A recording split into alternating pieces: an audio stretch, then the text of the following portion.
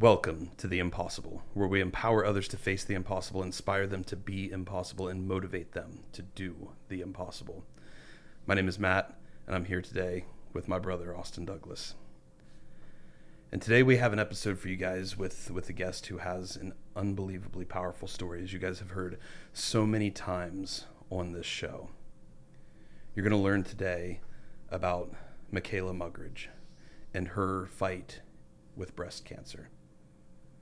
But she didn't just fight breast cancer. She fought breast cancer while she was pregnant and has fought breast cancer multiple times since. She's experienced so many of the aspects of what we all go through when we battle cancer, from that place of wanting to dive full force into treatment and doing anything you can to kill off the cancer and make it never come back, to places of exploring more natural remedies in conjunction with treatment, to places of allowing yourself to be extremely faith guided in how you choose to walk this journey. This is an episode that, for anybody out there who has ever battled cancer, who has ever had a loved one face this horrible disease, there is a lot to be learned, a lot to be gained from this discussion. And it makes me think back to what Stephanie Spielman said when she said, "I'm here today with a smile, not because I have cancer, but because I know I have a purpose within this fight." And her purpose at the time, she felt, was to help cure breast cancer. And I know you felt that same purpose in your fight, which we're going to dive in today. But I want to introduce everybody to Miss Mikayla Mugrage. Thank you for being here. Thanks for having me. Yeah. So I want to we kind of wanted to open talking about how we got to meet the other week at the MOV Fit Expo. And actually I met your dad, who's sitting here in the studio off camera with us. And he had an unbelievable fitness transformation of himself, which is what we initially started talking about. And then, we talked about Austin and I being cancer survivors, and he told us about you. Yeah. And you actually came down to the event and we got to meet you. And I wanted to thank you for that opportunity, because we get to meet a lot of people along this journey, but it's always when we get to meet the other cancer survivors that we feel like we connect most deeply with. Yeah. And so I wanted to just thank you for coming out to share our story and being willing to come on here to the platform and chat today. I'm excited. Like you said, it's not nice to meet other cancer survivors. A great time. Yeah. But it's nice to see other people still living, still fighting. Yeah. It's always good for that humanity piece to just be able to connect with somebody who deeply, truly understands your challenge, your pain, your sacrifice, the things you've been through in life. Because as with most advanced disease states, especially with cancer, it's something that it's really hard to fully understand and experience it until you've been in that chair. Oh yeah, 100%. Yeah. So did you always grow up in the Mid Ohio Valley in this area? Have you always been here? Yeah. My parents live in Little Hocking, so I grew up there. I went to a private Christian school here in Belpre, Ohio, and then for a short time I moved to El Paso, Texas. My husband was in the military. Oh wow! And what was Texas like? Miserable. Oh, no. It's a long story. Yeah. But he was in the military. That's where he was stationed out of, and it was so hot there. It was like 110 every day. On the border. Yes, literally on the border. Wasn't safe. Like I couldn't imagine nowadays. Yeah. But and it was definitely something else. You couldn't. I'm a barefoot girl, and you cannot go outside barefoot because you would literally burn your feet because it was so hot there. Yeah. Oh my gosh. I learned they don't have regular AC there. It's like they use some type of water system for the AC. And it's so like everything when you wake up in the morning is damp in your house because your AC is running and like made everything damp. And then the rich people are the only ones that have grass in El Paso because it's like a desert there. So if someone's rich, if they have grass. The apartment we lived in charged us extra because the sprinklers was in front of our apartment. So we got charged extra because we had grass in front of our apartment. I'm like, we didn't pick what apartment we went to. So yeah, Texas was something else. I was Oh like, my I will gosh. never go to Texas ever again. That's wild. Yeah. The little things you don't even think of, like grass. I Like know. everybody here has Right. grass. You know, you don't even think about that. That's wild. Yeah. So when did you end up coming back then? I only lived there for like a short year. And Mm-hmm. actually, the whole time we lived there, I was like, come back here, I'd fly here, stay here for a month or two, and then fly back. He, like I said, he was in the military. So he did a lot of 24-hour shifts and then different trainings. He was gone. So I was like, I'm not going to be here if you're not going to be here. I don't have any friends or family. And then he moved to Washington State, and I couldn't go with him. So then I moved back here, went to school, got a job, got us a little house, and then was ready whenever he called. And we've just stayed here ever since. That's awesome. Yeah, That's his awesome. family's from here too. He actually only lived like 10 minutes down the road from me, but we never met. Oh, really? Yeah, never met that's until funny. his grandma brought him to church. He was home on Christmas leave one year, and his grandma brought him home to church. Yeah. And she was like, "There's a pretty girl I want you to meet," and she ended up passing our phone numbers to each other, and Yeah. so The rest is history. yep. That's awesome. Yeah, my wife and I actually, we went to Sunday school together. Oh, our whole really? lives when we were little. I had no idea. Like, because when you're little and in Sunday school, you divide very evenly into the boys and the girls. Like, the boys don't want to talk to the girls and Yeah. vice versa. And so didn't even know we went through like first communion together. And it was funny. She ended up moving to a different church, and then we met years later in high school for the first time, became friends there, and eventually started dating and got married. But it was after we had become friends in high school, I was walking through my parents' kitchen at my parents' house one day, and I was looking on the computer, which had the screensaver where it flashes to all the old photos. And there was a photo of my first communion. We were in like second grade, and I was in there, and I just happened to see this person. I'm like, that looks a lot like Lauren. I was like, that has to be Lauren. Oh wow! And so I sent her a picture of it. I was like, is this you? And she's like, yeah. And we just never even knew that. Isn't that crazy? Yeah, and never even knew that we knew each other. But it is funny how it all works yeah. out and plays out. So Levi, my husband, his dad actually lives down the road from my parents, and the hill that me and my siblings went sledding down was his dad's hill. Oh, really? And I never knew. Yeah. Gosh, So yeah, that's how wild. small world Yeah, is. yeah. Well, it creates a strong foundation too for a relationship to have that kind of just interconnected history as well. Yeah. Yeah. So when you came back, how long was it that were you guys just kind of living normal life for the most part? For the most part. So I came back in 2018. My husband came back in 2019. He struggled a bit to like find a job because he was military, and coming home from the military was hard adjustment, figuring out civilian life, all that other stuff. So I was working at the hospital, and then he got a good job, and we were like, okay, we want to start a family. Yeah. So we tried and never could get pregnant. So finally we got to the mental state of, okay, let's get fertility option, treatment's an option. So we tried and tried. We did, it's a thing called IUI. It's like a step before an IVF. And so we did 3 of those. The third one took, and then ended up in like a chemical pregnancy. So then we did 3 more. The 6th one took. And we actually just bought 40 acres in October of 2023.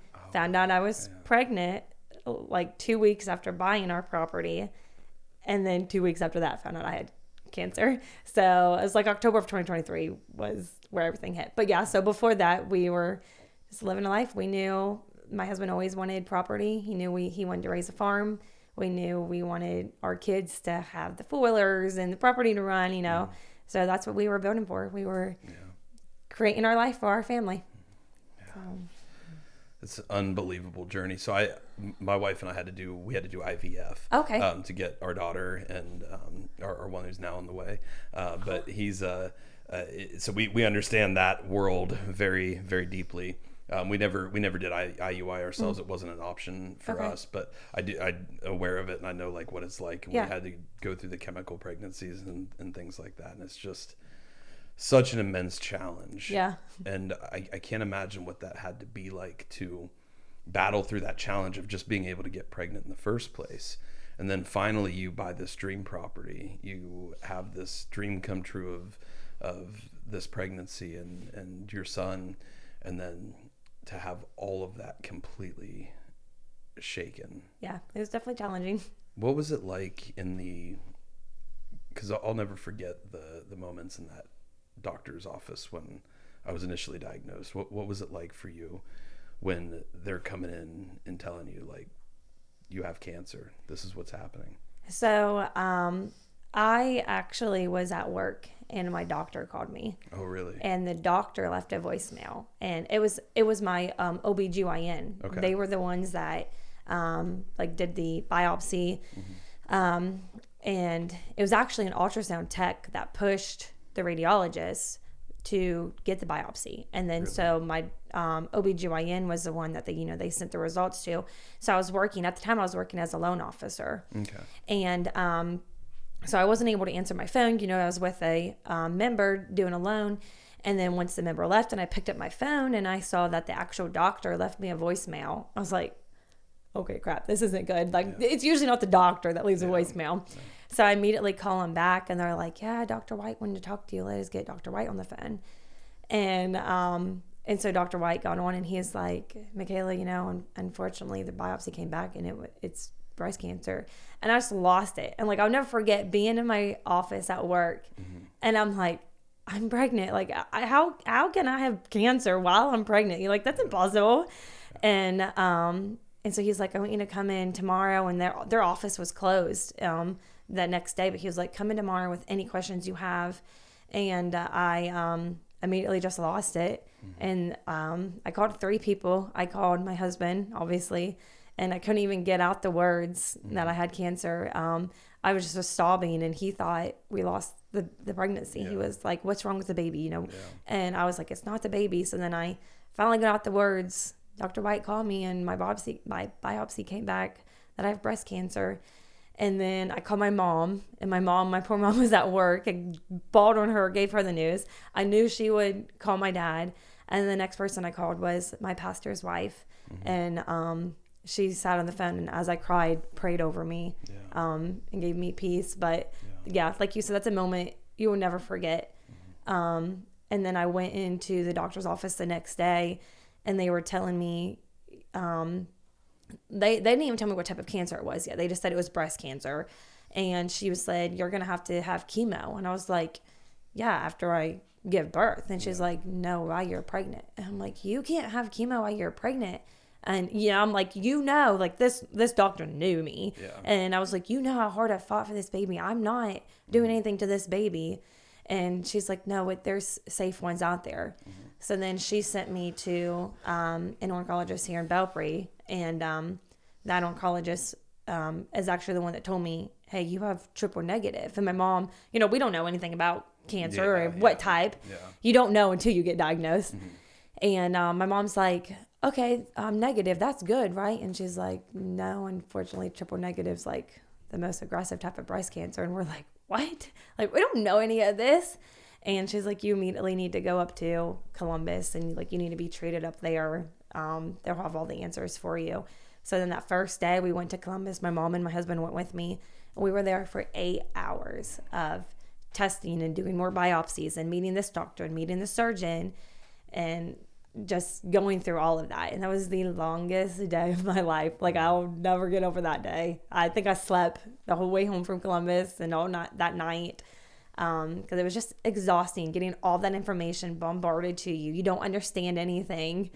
Then your poor family doesn't understand anything and you're trying to explain to people and you're like, I don't know, I don't understand it. It's just, like you said, exhausting when you get that and hard to process all of it.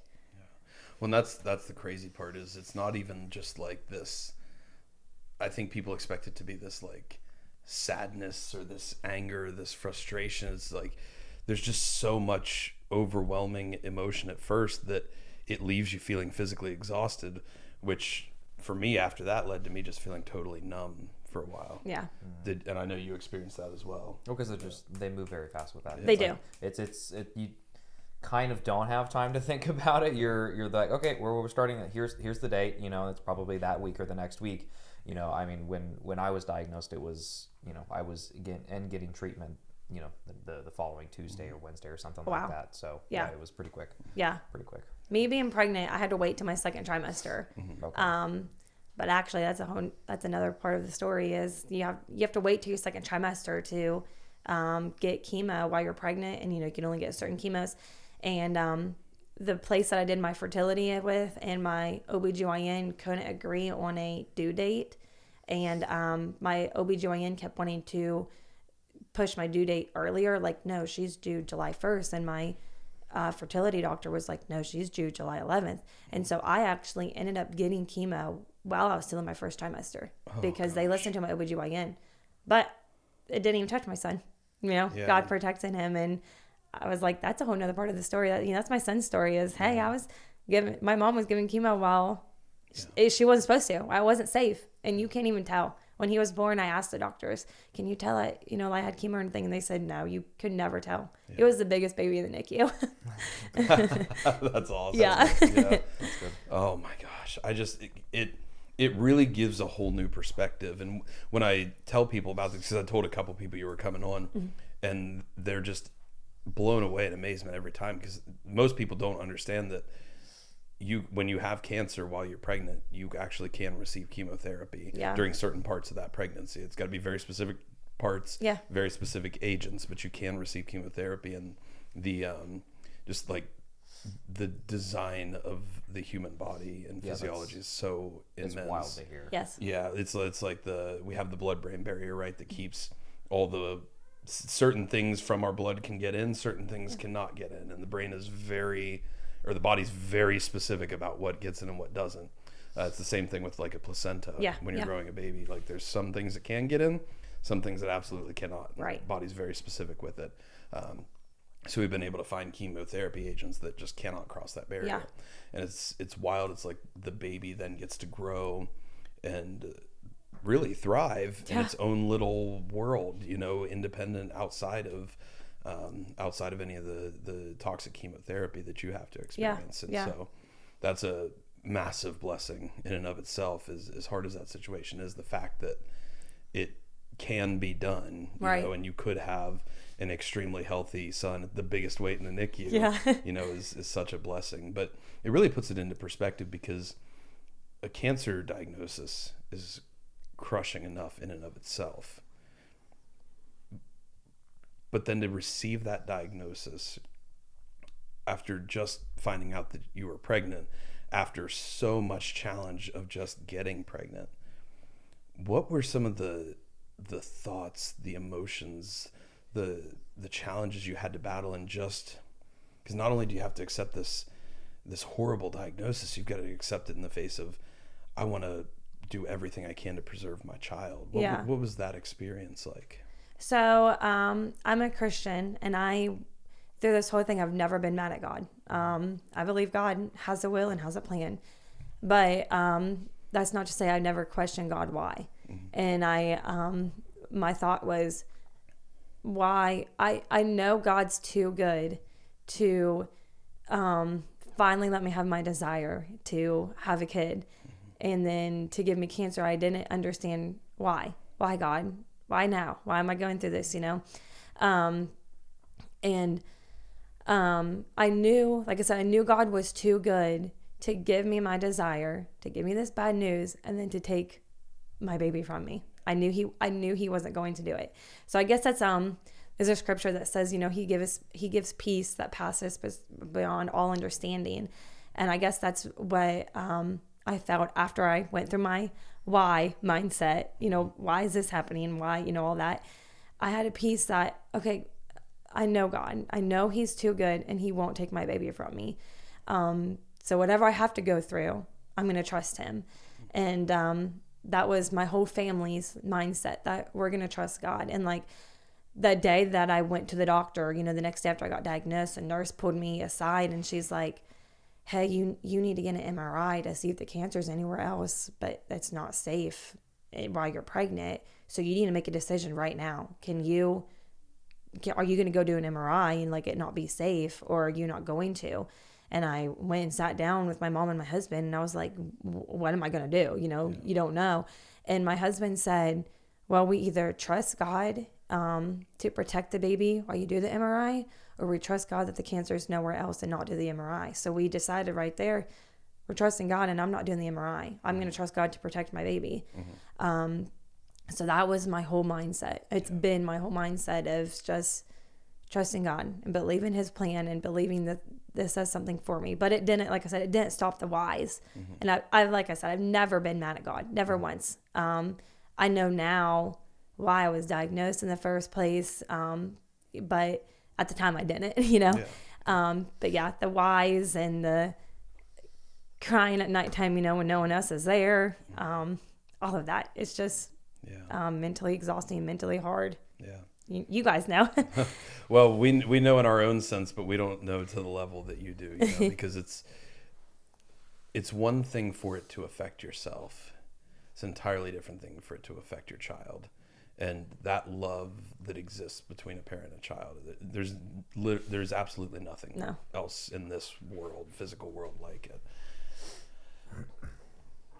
And like I think, I mean, as a parent, I'm sure you know, you have these like little thought processes run through your brain of like you're always looking for like dangers and risks and like, oh God, what if this happens? What if they fall down the stairs? You know, all these things. It's like I can't. It's hard. It makes me sick to even imagine like, oh gosh, what if she trips and falls down these stairs? And so I can't even begin to fathom being in a spot of I have to receive this chemotherapy and trust that it is not going to affect this baby. Every chemo, I laid my hands on my belly and prayed over my son, for God to protect him and that none of the chemo would affect him, you know, touch him or anything. So yeah, that was one of the things I did. And I have said this before, having him and being pregnant has kept my fight. I could not imagine going through this and not having a kid, because I love my family dearly, but like you said, nothing beats the love between you and your kid. And I tell my husband all the time, the reason I'm still fighting is for my son. I refuse to let him grow up without a mom. And I'm not doing that. And I refuse to let someone else be his mom, even if it's my mom. You know what I mean? Like I refuse to let that happen. And so he is my fight. And I could not, it would be very hard, very, very hard to go through all of that and wonder, am I ever going to be able to have children? You know, maybe we could adopt eventually, but children of your own. So actually being pregnant helped my mindset.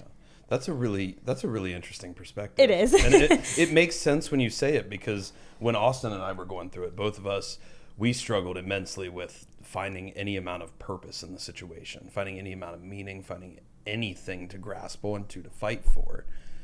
But there's no purpose more that you're going to have that's stronger than fighting for that child. Right. You know, and so it almost gets you to a space of, hey, I don't have basically the capacity or the energy right now to worry about myself, because I've got this child that I've got to show up. And even though he's not born yet, I've got to fight for him today. And I can see how that would give you a deep sense of meaning and purpose through that fight and something to latch onto. And it's not that, you know, you're sitting in the chair receiving chemo infusions and you're able to turn it into a situation of, rather than thinking about, oh, how's this going to affect me, or I've got to make sure I stay okay, you can focus and pray over your unborn son. And that gives you something to latch onto, something to fight for during those moments. So I'm really glad you shared that experience, because I know for me, I imagine for you, that's pretty starkly different from what we were going through when we were battling. Yeah, in a sense, it's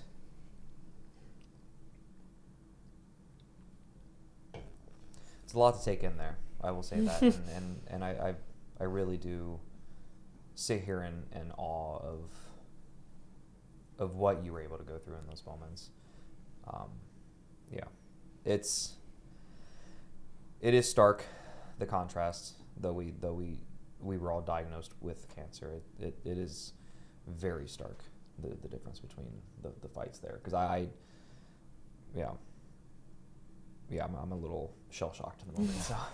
Well, I couldn't imagine being on you guys' side where you guys had cancer before you had kids, you know, because like I said, that was a thought, and I was pregnant, was wow, like I think right now, am I going to have more kids? So I couldn't imagine being in your guys' mindset. Well, that's why we had to do IVF, was because I got my chemo at like 17, 18, and it totally wiped out all fertility, all hormone production, everything. And they knew that was going to happen. So fortunately, they allowed me to like bank sperm and, go through that. Yeah, which I'm so thankful for, because there's a lot of places out there that may not necessarily bring that up as something you should do before you start this chemo. But I was with Nationwide Children's in Columbus, and they got me set up with all of that so that we still had the option to have like biological children. That's awesome. Yeah. And the same was offered to me, thankfully, because Matt walked me through the process. Yeah. I mean, he's the one that basically set me up with Dr. Kelly Colley and here in Belpre, and basically laid out the steps of what were required, and that was certainly one of them. That between him and Kelly got me set up on making sure that I had banked before I actually started. So that's awesome. Yeah, because that is a huge topic of if you were forced to, or if you had it come before you had gotten pregnant, adoption. Yeah. Like that, and not having your own child, that is still something that wildly spins throughout my head. Yeah. Of that. Yeah. Well, and it's this thing too, like people, I think, who haven't gone down the adoption route at all, they like to spin it as this story of like, oh, there's so many kids out there that need good homes. You just go to this adoption agency and they give you this beautiful baby and you go home and you're helping somebody.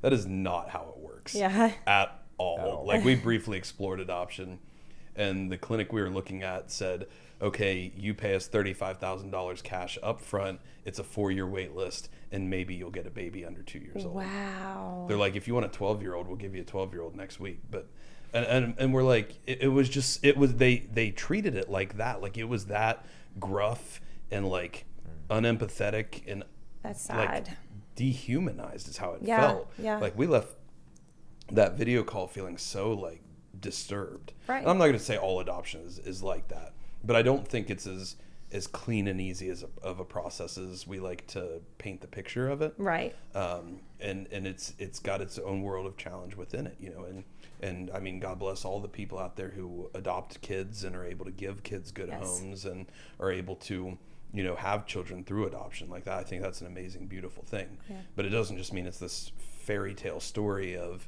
you go to an adoption agency and you just get this beautiful baby. It's much more challenging, much more nuanced than that, just like any sort of fertility treatment you have to do. Yeah. It's much more challenging, much more nuanced, very, very expensive.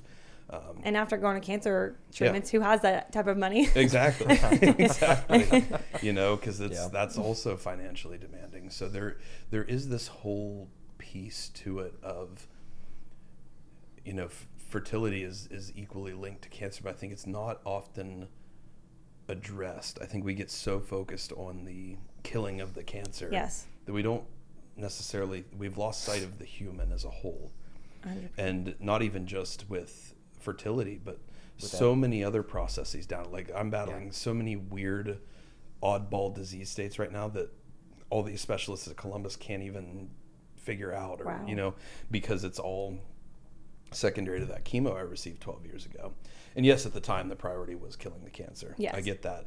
But it's always an interesting conversation to have to think about. Is there a more intelligent way we could do this that would preserve that physical health for longer, maybe without so much toxicity up front? Yeah. Was that a focus of yours while you were going? I know you were very obviously focused on your baby and preserving his health as much as possible.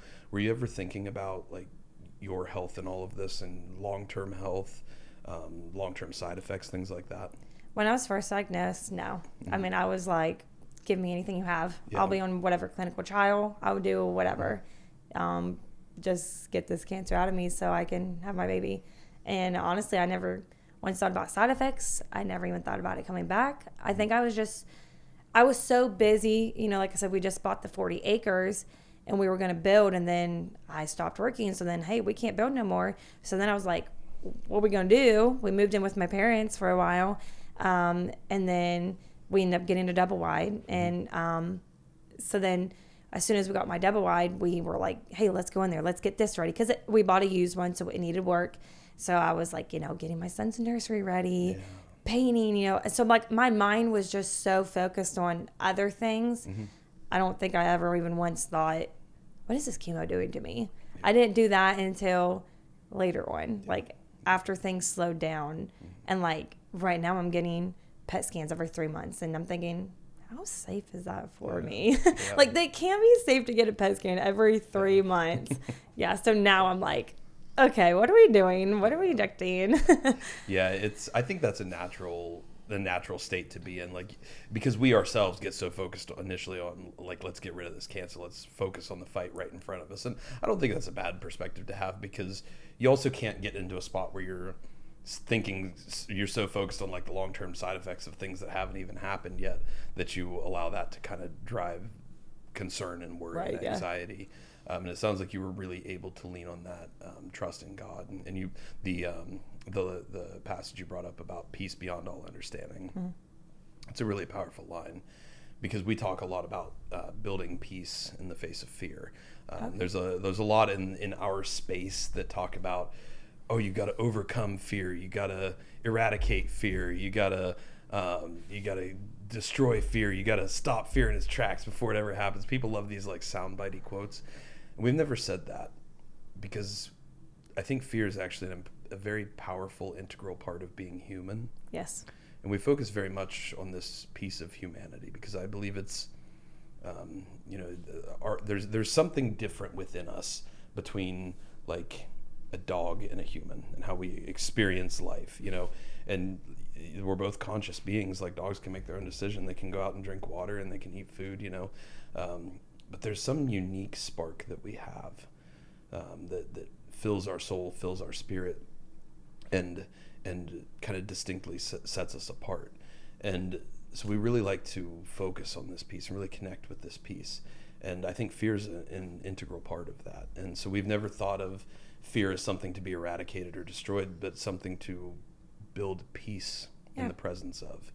And not that it makes it easy, not that it makes it comfortable, not that it makes it happy and joyful, but it allows us to sit with that and learn from it. Right. And find a higher level of trust and meaning and purpose in those moments. And it sounds like you were able to do that quite powerfully throughout this process. Yeah. I mean, and just because I trust in God doesn't mean that there's not fear. Exactly. Yeah. There's, I fight my mind daily, about fear and the thoughts that come in my mind. And, but I just, you have to fight it. You have to fight fear. But like you said, I mean, it's almost good. Yeah. Like for me, it's good for me because it pushes me closer in my relationship with God, and like to trust him more, because I'm like, God, I have this fear. I have this thought, and I'm like, how are you going to get me through this thought? How am I going to keep pushing these thoughts away? And so I'll play worship music. I'll go get my Bible and I'll look up scriptures about fear, and I tell myself, these scriptures, I go around my house saying these scriptures, and that's how I fight my fear. That's how I fight everything, but how I fight my fear is 100% through God and like his strength and just trusting in him. Yeah. That's a powerful piece to be able to have. And it gives you that deeper sense of knowing that beyond all of this, like you said, it doesn't take away that humanistic component of battling that fear, of working through that doubt even, but what that gives you though, of like working through that fear, overcoming that doubt, like that gives you opportunity to build and grow deeper and stronger in your faith, deeper and stronger in your relationship with God. And if you had no fear, no doubt about any of this, there would be like nothing to gain from it, right? If that makes sense, in kind of a weird way. So that perspective that you build is really quite powerful in this fight. So what did the process, I guess, look like in this? I'm just thinking of anybody listening right now who maybe is exactly where you were in October of 2023, where they're newly pregnant maybe and just diagnosed with cancer. What does the process kind of look like? Because we talked about how there's time periods where you can do chemo, time periods where you can't do chemo. certain agents you can use, certain agents you can't. So what did this whole kind of process look like from getting diagnosed to eradicating the cancer to having your son? So, like I said, when I went to the doctor, when I was first diagnosed, they asked me, you need to do an MRI. What are you going to do? So there's certain tests that you can and can't do while you're pregnant, and even not having cancer. Everyone knows that. There's certain supplements you can't take, certain medicine, all that stuff. So definitely finding an oncologist that is knowledgeable. And it's crazy that they have to be knowledgeable in something like that. And the doctor that I saw in Belpre was Dr. Colley, and she's the one that sent me to Columbus. And I was thankful for her that she was upfront and honest. That was like, no, you need someone more specialized in this. And even though she came from Columbus, she was like, I trust those doctors. You need to go to them. So when I found my oncologist there, actually, the same month I was diagnosed, before I was diagnosed, my mother-in-law was diagnosed with breast cancer, and she went and had surgery and up at Columbus. And my husband went for her surgery, and he saw her surgeon, and he was like crying, begging, will you please be my wife's doctor? She's pregnant, has cancer. And so he also got us in. So he was my surgeon. And he was very knowledgeable with pregnant with cancer, and he's done surgeries of pregnant, a woman with cancer. And so it's definitely finding an oncologist that is knowledgeable, not like just with pregnancy, but also with your type of cancer. There's all kinds of different breast cancers, all kinds of different any type of cancer. And then when you go there, do your own research and ask them, challenge your doctor. You have to be your own advocate. And I believe you guys know that too. Doctors don't know everything. You have to be your own advocate. And then, I'm just keep fighting through it. That's what we always say. We say that, doctors are obviously experts in the cancer and the treatment and the diagnosis and all that, but you are the expert in yourself. Yes. And we can never lose sight of that, because there were so many times along my journey that I felt things that I'm like, this is not good, this is not right, and I would bring it up, and I mean, to their credit, there were times where like they listened very well, very intensely, and we ultimately decided, hey, we need to go this direction, and it was not the right direction. It was, and if I had just held more steadfast, maybe certain things wouldn't have happened. But you never know looking back. I mean, maybe if maybe other things would have happened, so you never know. But I do think it's always worth understanding that we are the expert in ourselves, and especially when you go through something like cancer, you become so hyper aware of everything happening in your body. Yeah. Like every little tweak, every little pain, every little, this doesn't quite feel right. You become hyper aware of that. And we have to be able to advocate for ourselves and bring that up to our physicians, because good, bad, or whatever, it's how the system is set up. Like, these doctors are seeing many, many patients a day, and they're, to no fault of theirs, it can be hard to focus 100% on each individual patient, and then they've got lives and challenges of their own. So the more we can be that voice, be that advocate, I think it's always going to be beneficial for both us and the doctor as well, because the more we tell them about, the more they'll be able to take into consideration in helping guide our decisions. So while I was pregnant and getting chemo, one of my chemos stopped working, and I immediately knew. The doctors had no idea. And I went to go for chemo one day, and I told her, I said, this chemo is not working anymore. She was like, what? And little backstory, my breast cancer, my tumor was creating fluid, and so my breasts would just keep growing and growing, and monthly I would go and get it drained. And while I was on chemo, the fluid like kind of slowed down. Well, one day I woke up and my breast was just like huge, and I was like, the chemo stopped working. And then they did some tests, and they're like, wow, yeah, you're right, the chemo is not working. So then I had to go in for emergency surgery while I was pregnant to get my breast removed and remove that tumor, because they were like, there's no other chemos you can do while you're pregnant. This was your only option. So the other option is to have surgery. And I was 32 weeks at the time.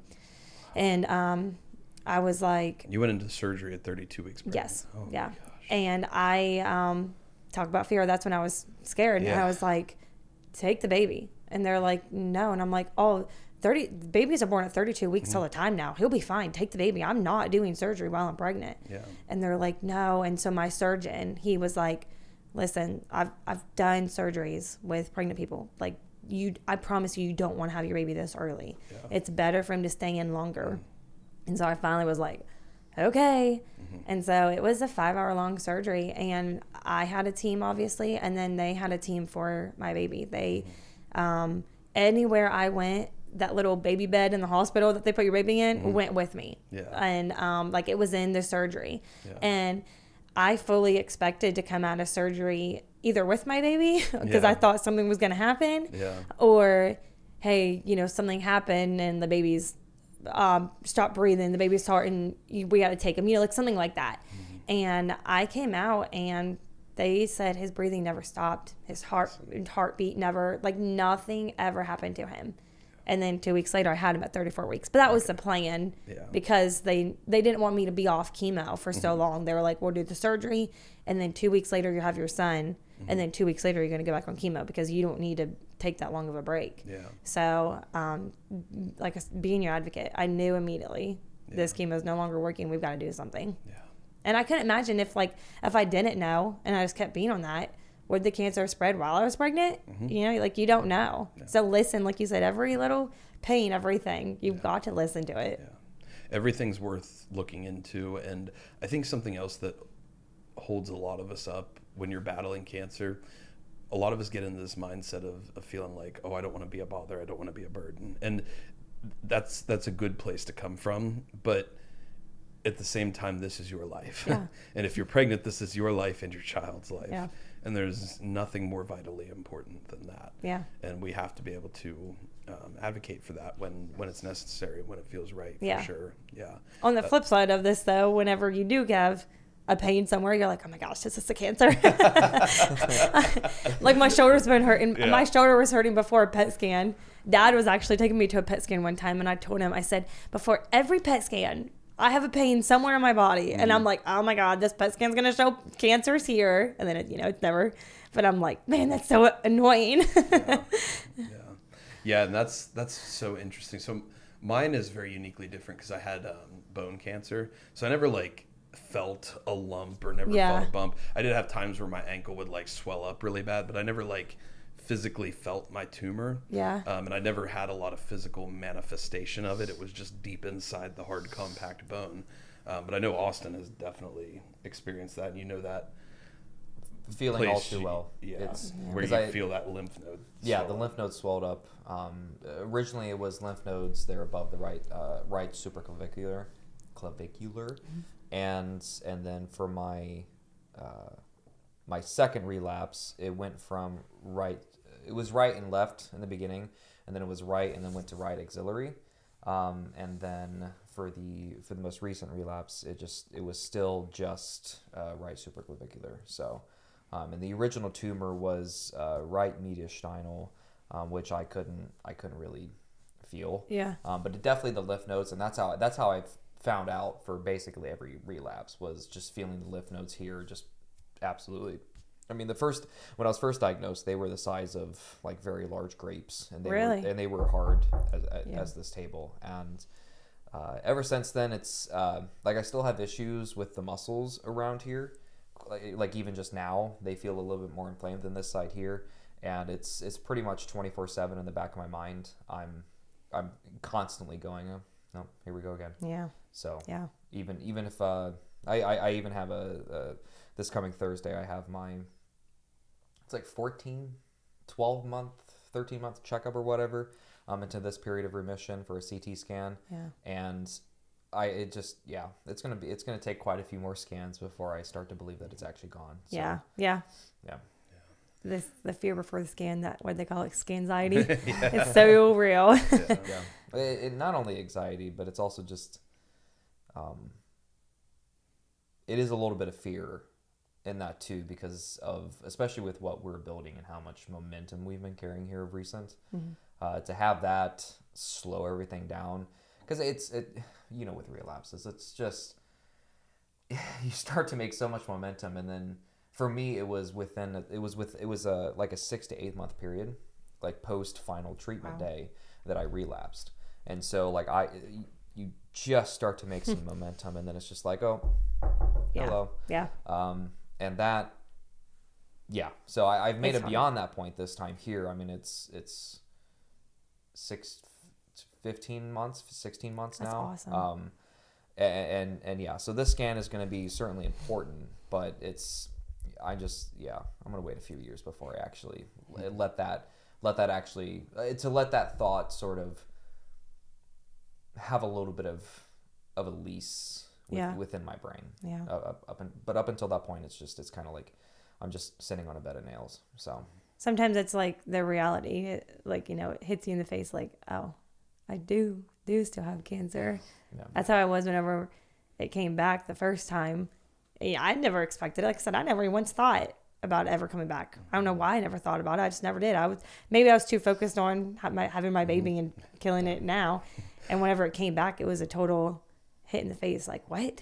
Yeah, I called Matt because I was working out in Colorado, and I sat in the hotel room and I found the lymph nodes again.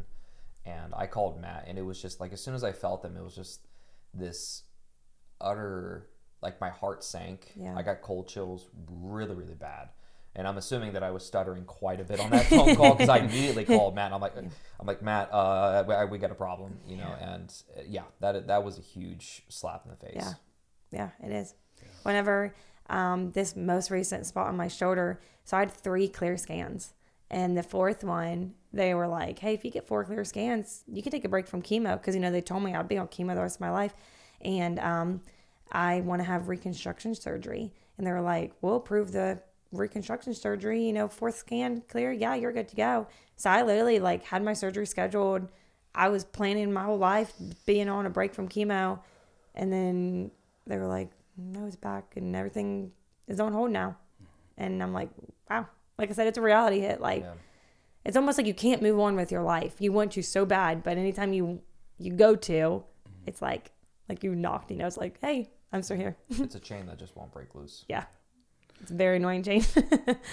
So how have you found ways, I guess, then to continue to live life? Because you can't just stop living. Right. I think that's where people really get into a dark spot with battling cancer.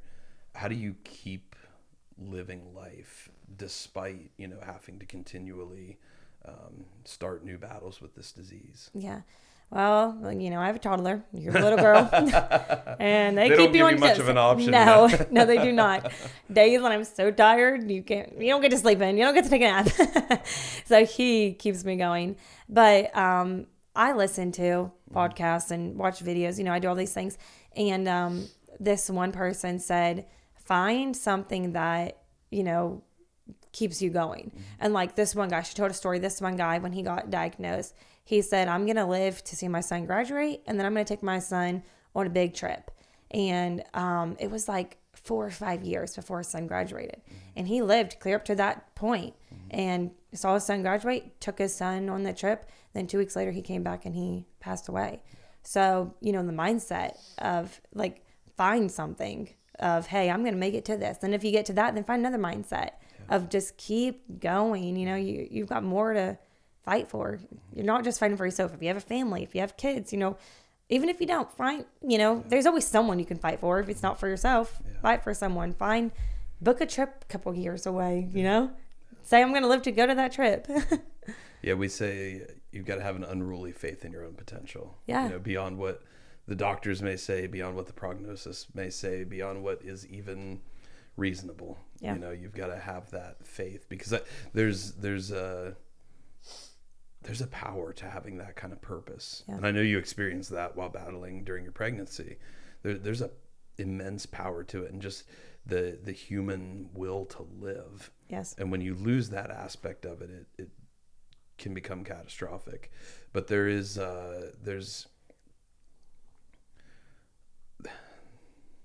I'm going to try to say this without crying. There's a woman who was actually on our podcast. She was episode 5. So 150 episodes ago. Wow, awesome. Exactly. She was episode 5, and she is honestly one of the main people that got me through my fight. She is one of the big key reasons is why we started everything we're doing now. And she just impacted the world and this community in so many deep and powerful ways. Her name was Ginger McConnell, and she's actually we're gonna be on the 2nd anniversary of her death here next week. But she had a similar story where she was told that she did not have a lot longer left to live, and her son's graduation was like 2 years away, and she said she was going to live to see her son graduate. And if anybody knew Ginger, you knew she was stubborn enough that that's exactly what was going to happen. Yeah. Like there was just no way around that. And some like a miracle, shortly after she was told she didn't have that much longer to live, a new drug for her specific condition was approved, and it gave her, it like eradicated her cancer. Wow. Like eradicated it when nothing else could at that time.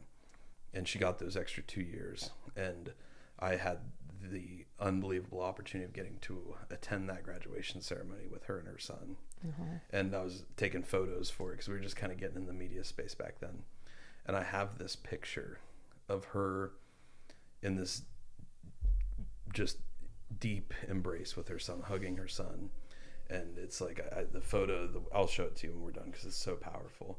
Her son's like looking off this way, and she's looking kind of at the camera but not into the camera, and her eyes in that photo just speak more words than a volume of books could. And it's like there's 2 photos actually. There's the one of her eyes, and you see just like every ounce of her fight and willpower and will to live in those eyes. And then there's a second photo like right after that where she has her eyes closed, and you just see this immense peace and gratitude in them. And it's that kind of power that I think can only be brought forth by a challenge of this degree, what we would call an impossible challenge. Yeah. And I know you understand that.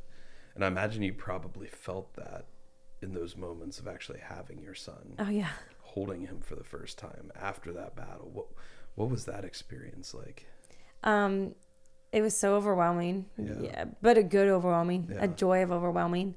I couldn't believe it. Yeah. And it was a joke whenever I went into the hospital to give birth to him.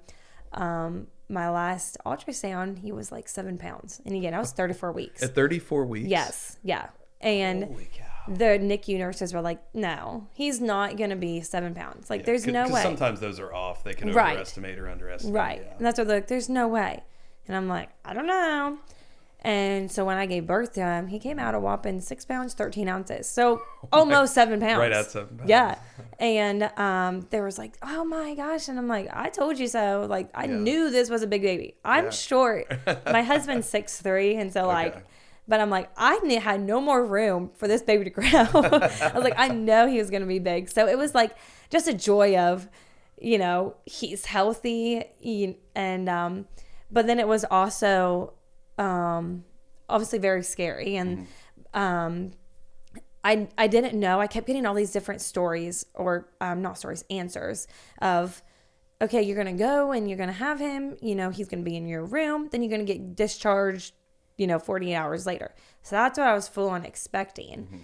When I had him, or other people told me, no, he's going to be in the NICU till he's full term. I did not know what was going to happen. But when I had him, I had 45 minutes with him. And that was between me holding him, my husband holding him, and my family holding him. And then they had to take him. And even though nothing was wrong with him, like everything was fine, he had to go to the NICU because he was born early. And they were like, no, he's 34 weeks. He has to go to the NICU. And I had to stay in my room. I made my husband go. Before I had my son, I made my husband promise me, wherever my baby goes, you go. You do not leave his side. Yeah. And my mom was able to stay. And, my dad, my sisters, my in-laws, so many people were there. And but it took me 2 days to have him because my body wasn't ready to give birth. Yeah. And so finally, after I had him, it was like 9:20 or so at nighttime. So then everyone had to go back home except for my mom and my husband. They were able to stay. So my mom went, and after everything got settled down, and I was okay, my mom went and took over from my husband. My husband was able to come back to my room. And then it's like, kind of like when you get cancer, everything happens so fast.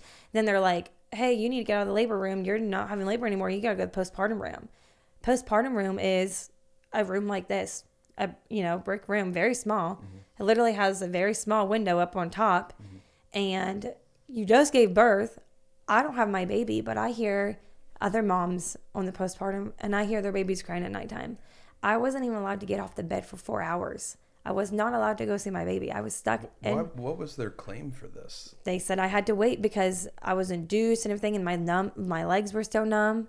But afterwards, in a wheelchair? After I'm sitting in the NICU a week later, I see all these moms getting pushed in wheelchairs and everything else come see their babies, and I'm like, why didn't anyone tell me that was an option? It's communication. No one. And so I eventually pass out on my bed, like asleep, because I'm just exhausted. I've been awake for 48 hours. But I had an alarm set for that 4-hour mark. Yeah. And I got up that 4 hours, and I made my husband, I was like, you will get me in this wheelchair and you would take me downstairs to go see my baby. Yeah. And I did not leave. Then my nurse on my postpartum had to come down to the nursery to give me my medicine when it was due every time, because I'm like, I'm not leaving this baby. Exactly. This is my baby. Yeah. It should be in my room right now, but it's not. And another thing that's not addressed whatsoever, and I remember my parents were so mad about it, was all over my postpartum room was breast is best. Breast milk this, breast milk that. That option was taken from me. I did not have an option to breastfeed at all. I had to have formula and everything, and I had to bring formula with me and bottles, all this stuff. And then literally to be discharged from the postpartum room, I had to watch the videos. And my dad was in the room with me while I had to watch those videos of breastfeeding properly. Breast is best. Nothing about formula. And I had to sit through those and sign waivers that I watched those videos to be discharged. And that was a slap in the face of, that's not an option for me. Why do I have to watch this? It sucked. But and then my son ended up, his lungs were premature. Mm-hmm. And that was the only thing that was wrong with him, was his lungs. And he would basically hold his breath and like almost forget to breathe mm-hmm. for like 5 minutes or so. And they wouldn't let me, obviously, take him home while he was doing that. They're like, he needs to learn to breathe. Yeah. And that makes sense. Yeah. Oh, yeah. Yeah. I wasn't mad at all. And so after I was discharged, I didn't have anywhere to sleep. And I told him, I was like, I'm not leaving. Like, what are we going to do? And so they put us in a private room and brought out 2 cots. My husband had to go back to work. My mom stayed. They brought out 2 cots and then gave us a Ronald McDonald room. And I only went there to shower. And then I was like, I told my mom, I was like, I'm sleeping here. Yeah. And but so every time he would do one of those breathing spells, it was another, I think, 2-day hold. It was so many day hold that he has to go so many days without having one of these before we can send him home. So he was in the NICU for 12 days before they, the doctors finally listened to one of the nurses. One of the nurses was like, he needs a shot of caffeine. And I'm like, what? Mm-hmm. She's like, they can get, yeah. And my parents, isn't that a wild thing? Yeah. My parents know about that because they had to do that with, my older twin sisters. And the doctors, like I said, finally listened to the nurse like 3 days later. And after they gave him 1 shot of caffeine, he was fine. We were going home, a few days later. So that was the only hold up with him of why we were in the NICU for 12 days was his lungs and breathing, but he has lungs. Yeah. He's a screamer. He's got those lungs. His lungs are no longer premature. Isn't it amazing how loud they can scream? Yeah. With how small they are. Yeah. Never ceases to amaze me. But yeah, it's for being born that early, the lungs are the final thing to develop. Yeah. And And so, you do run a potential risk of that, but it's wild. I remember the first time I learned that they'll give, especially babies in the NICU, they'll give them IV caffeine. Yeah. Which helps. Austin's smiling because he's like, how do I get some of that? I know, right? I was like, I mean, it makes sense. I need caffeine to function every day too. Exactly. Tap right here. Right. A little different than the shot of coffee, But they'll give them IV caffeine, and somehow that, I don't understand the exact physiology of it, but it helps. I think it helps with lung development. Yeah. And triggering that reflex. They to said it does breathe. something in the brain. Like Yeah. it turns on something in the brain that's not turned on. Yeah, which is just the wildest thing. But I mean, okay, if it works, it's a pretty easy, pretty cheap, pretty safe thing to be able to do. Whoever came up with that. Yeah. Espresso bar It works. But yeah, man, it's that story you tell of having to watch those videos. Were they aware of My your nurse, situation? my postpartum nurse was also a breast cancer survivor. Mm-hmm. Like I remember whenever I got transferred to that postpartum room, and I was like I said, I was like sleepy. My nurse woke me up, and she was like, "Hey, hey," introducing herself, and she said, "And I just want to show you something." And she pulled down her shirt and she told me her port scar, and she said, "I'm also a breast cancer survivor." So she knew, and I don't know. I mean, it's definitely a system that they need to overcome, especially with OSU being such a big cancer center. Like that should be something that they should know. And I'm still trying to figure out who I need to get home. I mean, we told my oncologist that I had to go through that. Yeah. I'm like, this is something that needs to be changed, because that's something that you don't think about whenever you get diagnosed of, oh, I'm not going to be able to breastfeed. That's not something that anyone thinks about. And so maybe doctors don't think about it, but it is something that needs to be addressed of that's not fair. Actually, there's a law that's trying to pass right now. It's called Connie's Law, where I've heard of it. Yeah. And whenever you get pregnant, you get a free breast pump. Yeah. Where was my help? I didn't get that option. We had to buy a formula and didn't get any help until later on. My husband actually lost his job, and we were finally able to apply for WIC. But that didn't help everything. But so that Connie's Law, is now trying to make insurances. If a woman is affected by cancer and can't breastfeed, pay for that formula. And I'm 100% for that. Yeah. I agree. I agree as well, because, I mean, yes, we can look at it from a very broad general level and say that when possible, breastfeeding is nutritionally probably the best thing. But there are a lot of situations where people can't breastfeed, and even outside of cancer. There are, other disease states, hormonal disruptions. Yes. And some people just don't produce milk for whatever reason. We may never know. So there are lots of situations out there where that just is not an option, unfortunately.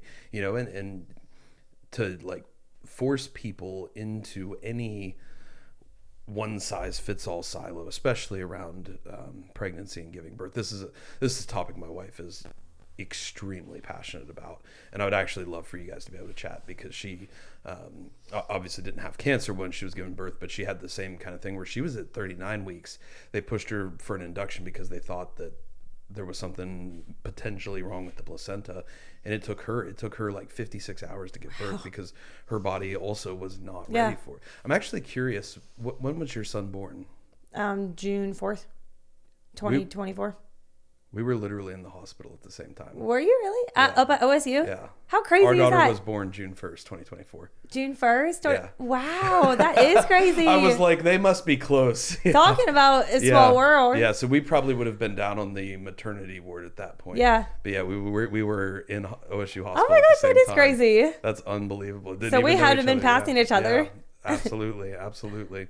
And so, man, that's wild. But yeah, it was right at the same time, same experience. So we watched the same videos. Yeah. So and as you're talking about those videos, I remember them being very breastfeeding heavy. Yes. And we were very blessed to have the option to be able to breastfeed. But even when we were first getting started with it, because Lily was born earlier than I think she really wanted to be, even at 39 weeks, that's considered full term, but we really think she probably would have gone 40, 41, maybe even 42, because you can just tell Lauren's body was not ready to give birth. She ended up tearing very badly. Yeah. Lily was not quite ready to be born. She was perfectly healthy when she came out thank God, but she struggled to latch properly because Yeah. her mouth just wasn't big Yeah. enough, little tiny things like that.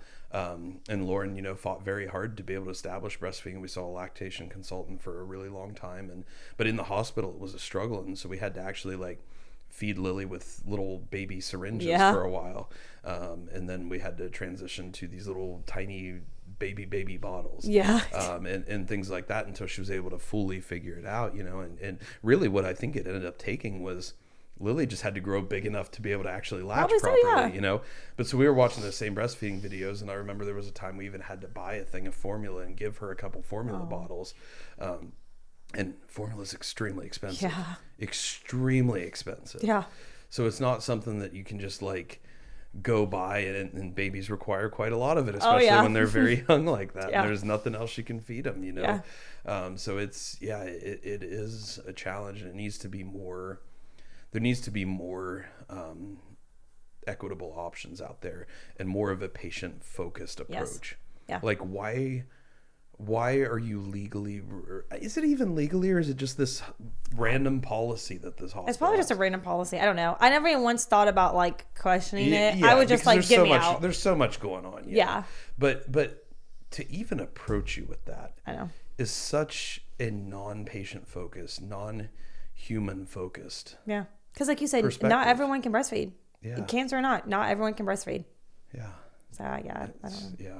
So yeah, I would definitely love for you and Lauren to be able to chat about that. Yeah. 'Cause she's very passionate about this. It's wild that we were in the Right? same hospital, same time, Yeah. Giving birth. So yeah, we got some big birthdays coming Yeah, up. you're though. going to celebrate 2 years. Yeah, and you guys are as well. Yep. Yeah, so that's so exciting. This is the most fun phase. Oh, At yeah. least for us, it's been because and I imagine you're seeing the same things. They just become these little humans, and you start having like conversations with them. It's the wildest experience. It is crazy to like understand how much he understands now. Mm-hmm. I'm like, I say something and he'll do it. I'm like, wow, you understood that. And then it's like I didn't realize you could understand that now. You're like, hey, can you throw this diaper in the trash? Exactly. And then they do it, and you're like, oh my gosh. Yeah. Like this is a whole new level unlocked. I know. It is crazy. I told him the other day, I'm like, go to timeout. And he went inside and timeout. I was like, wow, I don't have to take you to timeout anymore. You're like, you that was cool. Yeah. I'm like, I can stay on the couch while you go to timeout. Yeah. Oh, it's just such a beautiful journey. Oh, yeah, it is. Yeah. So coming out of that, you said you had to start chemo back up 2 Yes. weeks after that? Yeah. And then you've got this newborn, and you're going back on chemo, Yeah. which having a newborn at 2 weeks old is already, it's a beautiful challenge, but it is a challenge. Yeah. You spend a few months kind of in a daze Yeah. going through life. What was that process like getting back on chemo? And how much more chemo did you have to do after that? Or did you ever get a break off of it? Yeah. Or was it orals, injectables? No, so it was still IV. I gave birth, like I said, June 4th. And then I started back up 2 weeks later. And me and my mom going back and forth with my baby now, back and forth to Columbus. And I was on chemo till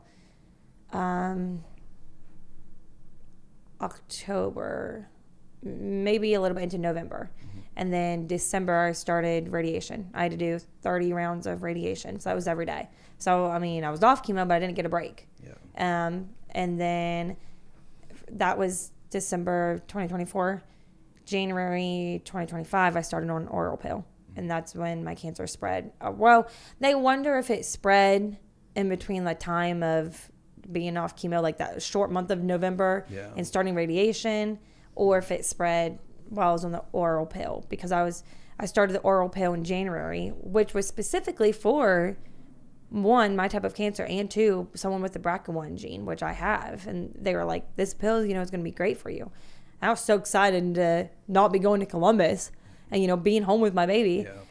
And to just take a pill versus have to go into the clinic and get the infusions and sit in the chair. Yes. The side effects from the pills can be just as intense, sometimes more so, but to avoid all of that medical infrastructure is just a blessing. To stay in home of and not itself. go anywhere. Exactly. Yeah. Yeah. And then I was scheduled to do at that time I was doing 6 month scans. Okay. And so I got my scan in March. March was due for a scan. And that's when I found out it was back. So. And when it came back, it had spread, correct? Yeah, it spread. Both my lungs were full. There was a spot on my spine, and there was a spot in my stomach near my ovaries that was starting. and then the spot that was on my shoulder. And at the time, I didn't know it was that bad. My doctor just told me, your lungs are full and the spot on your spine, we need to do a biopsy. They couldn't do the biopsy in the ones in the lungs, so they did on the spine. And she showed me the scan, and my lungs were full. I mean, like completely full. And then it wasn't till later, whenever I had my 3 clear PET scans, that she went back and she compared my completely no evidence of disease scan to my first one. And she just kept pointing out all these other places. She was like, you see this is where it was growing. This is where it was growing. I was like, I had no idea it was that bad. Yeah. If I would have known it was that bad, I don't know what mental state I would have been in. And maybe that was good that I didn't know, because it maybe helped my mental state. For sure. Yeah. Because it's hard to go from you, and Austin understands this perspective very well. You go from, okay, you've got cancer, but it's here in this one spot.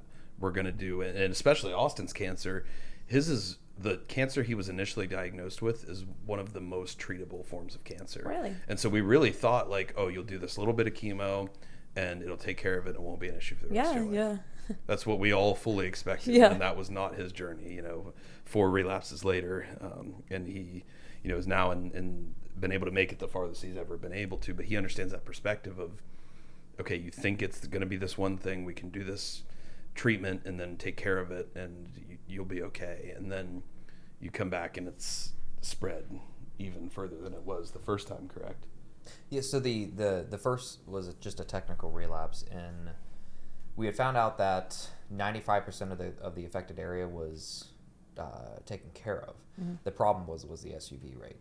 And so like the SUV was still too high. Yeah. And so it was either you go into be a cop, just an extremely archaic regimen, kind of similar to Beam, both very, very old stuff and very kind of wreaking havoc and potential mutations. I know was the biggest kind of topic that him and I discussed with that. Mm-hmm. Was just like, okay, it would take care of it, and you're not going to look good while you're doing this, but unfortunately down the road you're probably going to have some issues as well. But that was when a clinical trial in Cleveland popped up, and it was brentuximab, which was immunotherapeutic and chemotherapeutic in the same. Yeah. And then 3 other chemos, and then I did that for 4 months, and then that's where all the side effects came in. Yeah. That's where I lost the hair. The skin became extremely irritable. I had a lot of stomach sensitivity issues already, and then found out I was allergic to Amend. And so they my anti-nausea protocol was just this what do you call that? Just like a mixed bag of let's try this, try that, do this, do that, and that was the most miserable part, because it's like we could not solve it entirely, and that was one thing that really pissed Matt off, because I kept telling him hey, I'm having this, I'm having that, and he's like, okay, well, tell him to do this, tell him to do that, and they just wouldn't they wouldn't. Yeah, that's budge. aggravating. At Cleveland Clinic, one of the world's leading cancer. One of the best, yeah. And I'm like, I understood this protocol so well because I helped build out Memorial's protocol back in the day for anti-nausea vomiting, and it was like, the answer is so clear. Why won't they do it? And with them also being a for-profit hospital, it's like, give me more drugs. That means more money for you. What's the problem with that? Right. So, I'm not apologizing for saying that either. So, and saying their name, but it definitely, that was the very, very strange and peculiar part about it. But yeah, so it was, the problem is that the SUV was just still too high. Okay. And we have a feeling that when I was diagnosed, 4 months prior to that, I was, we found it because I went and got the Moderna vaccine. Yeah. For COVID, to go travel to Europe. Mm-hmm. I was actually looking to continue my education and schooling, and that's when the lymph nodes popped up, and we were assuming that with the Moderna vaccine having basically overran my immune system and kind of shut it down, that it basically helped the cancer start to increase in terms of its obviously the replication, and so and reproduction, and so we just assumed that it turbocharged the cancer, and that's why, because I had pretty high SUVs going into it originally, but because I was stage 2 bulky, going into it, which I mean was certainly stage 3 and beyond is where things would have been really, really rough. So it was still above diaphragm. Okay. If it would have gotten into and below diaphragm, that's where things really would have gotten bad. Okay. But it was still above. So stage 2, bulky, just meaning that it was more than one location. But yeah, it was just that SUV rate, and for the 2 relapses after that first technical relapse, the second and thirds, it was just like the affected area wasn't that large. It was just that the cancer was so ready to replicate. Yeah. Like it was possessed. Yeah. Honestly, it was because I remember even the SUVs for the third time going into the BMT. For the BMT, you had to go through preparatory chemo, to kind of prep for it, and then go through that wave of 6 days of chemo. Yeah. And that chemo was a absolute headache. I forget that regimen, but I had chemo and immunotherapeutic agents during that one. It was pembrolizumab and a few other chemos. Is that Keytruda? The pembrolizumab? Yeah. That's what I was on. I was on Keytruda and a chemo called Trodelvy. Mm-hmm. Okay, yeah. I first tried out in Cleveland for that first clinical trial. The immunotherapeutic agent that I did alone after the chemo was nivolumab, and Opdivo was that one. Okay. And then that one I did swimmingly well on Yeah. that one. Like that, like that was a kind of especially because at that time Matt was getting me back into lifting to kind of like get some of that purpose back. Yeah. And he's also like, hey, get ready to eat, and I'm like, oh, thank you. But that pembrolizumab, Keytruda was definitely a bit of a more wild kind of setting, and it was difficult to try to like analyze how I was affected by that, just because I was on chemo on top of that. Yeah. So and that chemo was really rough as well, because that's where I could have that's where I dealt with unfortunately finally with like the mouth sores especially, and like just the sore dry throat. That's where all that came in. But long story short, it was the SUV rate that I was fighting so aggressively. It was being so aggressive, which was just it was a Hodgkin's lymphoma, but for that particular subtype, and thankfully it did not mutate. But that for that particular subtype, it was just so wildly aggressive versus basically any clinical trial numbers, especially because my second relapse, we did a CAR T cell therapy, like clinical trial regimen. Okay. Before we did the bone marrow transplant, just looking through the different numbers and stuff, like my SUV was just, I was very much in that like the unfortunate 95th and 98th percentile in terms of the SUV versus just everybody else I could find information on. Yeah. Absolutely wild. And have no idea why. No idea why. Other than, the COVID vaccine just really amped it up. And so I guess I can say here in this moment that it was just, I kind of gave it an extra head start with that vaccine. Which is crazy. So, yeah. Well, and like you said, the anti-nausea, that's another thing people don't know about until you go through it. Oh, it's... I went through so many different anti-nausea things because that's why, it's kind of awkward, but when you're pregnant, you get constipated. Well, then they added all those drugs, and I was not going like whatsoever. I remember calling my mom crying in so much pain, and I'm like, Mom, I can't keep doing this. Like, beyond anything, that constipation pain was worse than anything I've ever done with. And it was because I had a whole list of anti-nausea things. And then so it's so upsetting whenever you get a relapse because you finally have all your anti-nausea medicine where, hey, I'm not having that many side effects. Yeah. And then you have to start a different type of chemo. And they want to give you this whole list of anti-nausea drugs again. And I'm like, I told myself, I can't go through that pain again. I was like, I cannot do that. And then when I switched to a more local place to do my chemo, they wanted to start me on all this stuff. And I was like, no, I already have things figured out. This is exactly like my last chemo up at OSU. I had the nurse write down exactly what milligram I got of everything. And I was like, this is exactly what you would do. You will not change this. Yeah, just popping the famotidine, popping the omeprazole. Like it was dexamethasone too. Oh my gosh, that's the worst. Yeah, it really was. Yeah, and with the bone marrow transplant, my issue was like I would have constipation for 4 days, and then it would be like 2 days of just like empty. Really? And then it would be 4 or 5 days of constipation. Oh my gosh. And then it was horrible. And obviously I was already like with the BMT, with it being that much of a wave, like my body physically, like I didn't want to move. I didn't want to do anything. Yeah. Like for the bone marrow transplant, for the first 27, 25 days post the last day of delivery of chemo or infusion, I suppose, I had to go in daily. So I did it outpatient, but I still had to go in daily to the office just to get blood pressure and all that stuff checked. And they were like, "Oh, your blood pressure is just rising and rising." They're like, "How much fluids are you getting in?" I'm like, "I'm consuming 1,000 calories and I'm drinking about half a liter water a day." And they're like, "Well, that's obviously not nearly enough." And so like I was having to get fluids when I was in there as well, just to try to help, because they were like, "Okay, we're gonna do your blood pressure sitting down, and we're gonna do your blood pressure standing up." And that's where they're like, "All right, you're not doing so hot," because I would stand up and the blood pressure would just spike, and it was so difficult to deal with that, so difficult with that irregularity, and even during that relapse, I would say that they didn't have the anti-nausea down to a point, and it was still just a situation of like trying to convince them to do this one way, and they would not do it. And I don't know why. Yeah. I really don't know why. Especially with the bone marrow transplant. Like that's not a clinical trial. There's nothing clinical about this. It's already set in stone. So why can't I adjust things? Right. Like for a clinical trial, okay, maybe I still would like you to know that it's not bloody working. Yeah. So like let's do something about it. But for that bone marrow transplant, I was like, just please.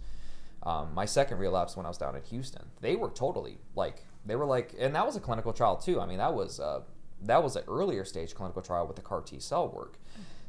And they were so open. They're like, "Well, what works for you?" And I'm like, "This and this and this." And they're like, "Okay, sweet." Yeah, that's awesome. And I felt great. I felt fantastic. But for some odd reason, Cleveland Clinic, Tulsa Cancer Center, that was not fun. You would think it being a clinical trial, they would be more open to listening to patients, because you're trying to help future patients. Exactly. Whichever way that I was willing to go, they were not. Wow. That's rough. Yeah. It was aggravating. Yeah, 100%. Absolutely aggravating. Yeah. So I remember with one of my anti-nausea drugs, I made the choice personally. So the pill, I don't even remember the name of it now, but I had to take it, and it's while I'm on this type of chemo, for 4 days after chemo. It completely wiped me out. Like, I mean, I literally could not get my eyes to open up. With a toddler, I cannot do that. Like, I remember vividly, I'll never forget this feeling. My baby, he was still now he was a little over 1. He was in the pack and play at the end of our bed, and I remember him just crying, and like him crying was waking me up, and I'm like, I somehow have to get my eyes open to get to my baby. He's crying, and I like literally could not make myself get out of bed to get my baby. And that day, I was like, I'm not taking that pill again. I refuse to take that pill again. And I told my doctor, I was like, this pill does not work. I would rather be nauseous, throwing my guts up all day long, than not be able to take care of my baby. And we were able to, I just took half a pill that first night, and my mom would actually keep my baby that night for me. So that way I could take at least one dose of it. Not even, half a dose. And then the rest of the week, I was nauseous. And I put up with it. And I lost a lot of weight that time. But I was like, if I have to do this and then take care of my baby, that's what I'm going to do. Yeah. So they need to get anti-nausea drugs figured out. Aggravating. Yeah. Yeah, it's one of the biggest battles. But the issue with it is you can design regimens that are really well designed, that can be very powerful and very effective. I think where we see it break down is when we try to just apply a one size fits all approach to everybody, to everybody going through it, and that's where it gets really challenging, and it's really diving into that nuance of figuring out what works for this patient. Like in your example, I assume it's probably olanzapine, the drug that yes. Yeah. That so one. Like olanzapine is very effective at taking away chemo or taking away nausea, vomiting, but it comes with that drowsiness side effect. But one of the things I wonder if was even tried was that you can cut that dose quite low. A lot of times people start at 5 or 10 milligrams, but you can go down to half of a 5 and even half of a 2.5 milligram tab. Like you can cut that dose really low and help chip away at some of that nausea and vomiting, but maybe not bring some of the side effects with it. And so it's just those little tweaks that, like, obviously you can't afford to be so drowsy that you can't even wake up to take care of your baby. Like that's a no-go. Yeah. So maybe the answer is being off the medication, but it's like, well, okay, there are other things we can try here. You know, Yeah. there's quite a lot of options we can try. And it all comes back to that piece of being your own advocate and Yeah. not being afraid to say, hey, this works, this does not. You know, for most people who, you know, if you're somebody who's elderly or maybe doesn't have kids yet or something like that, maybe that drug's a great option. Right. But for a mom who has a kid who's 1 year old, Yeah. not a good option. So yeah, it's just ultimately it's up to us to really advocate for that, because we're the only ones who's going to fight for ourselves to that capacity. Exactly. So yeah. So what was it like then going through? We talked about, you know, having this cancer come back. What was it like? What did the treatment, I guess, protocol look like as far as you know, dealing with that second relapse there? Yeah. So immunotherapy you can't get while you're pregnant. Mm-hmm. So they weren't technically surprised. I mean, my doctor, they were like, you know, you didn't get all the treatment that we wanted you to get, so we're not really surprised that it's back.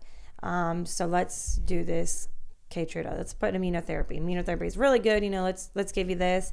And actually the week I got diagnosed, a clinical trial came out for Trodelvy, which there's another name for it, but it's really long. Like Yeah.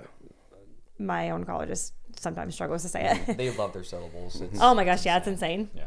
But she's like, there's this clinical trial out for Trodelvy and Keytruda together, so let's try that. And you know, when I got diagnosed with stage 4, she told me, you'll be on chemo the rest of your life or until you can no longer handle it. And she was like, and you know, if it comes to the point that this one stops working, we'll try another clinical trial. Like, she was upfront, and she's like, if you find a clinical trial anywhere, I will send you. You know, I'll try to do it here. You know, she was really open to everything. But the Keytruda and the Trodelvy was what I've been on since last May. Oh, wow. Yeah, Okay. and then I got my last dose of it in April, and it's actually against my doctor's wishes that I stop chemo, because you know they're like, if you stop, do you know what's gonna happen? And I'm like, no, it doesn't have to happen like that. Yeah. Like, yes, I know. Like, I don't want to take all the credit away from chemo, because yeah, I do believe there's a time and place for chemo and immunotherapy, any type of conventional medicine. I believe there's a time and place for it, but I refuse to believe that my life from now on is just living on chemo. Yeah. Like, I'm not about that. Yeah. So talk us through that part of the process, because this is a spot where I know I got there, absolutely, and I know Austin's been there before. I think it's something that most people who battle cancer get to at one time or another, of this idea of just feeling like this chemo strips away my humanity, and that we talk about that all the time. That's absolutely what it does. And we all get to a spot where we feel like, I would rather have my humanity Yeah. than just to physically stay alive but feel like I'm not living. Yeah. What was that process like for you, of getting to that point and then ultimately being able to trust yourself to make that decision? So like I said earlier, I'm a Christian, and I fully 100% trust in God and listen to God. And going through this has put me a lot closer to Him and made me more,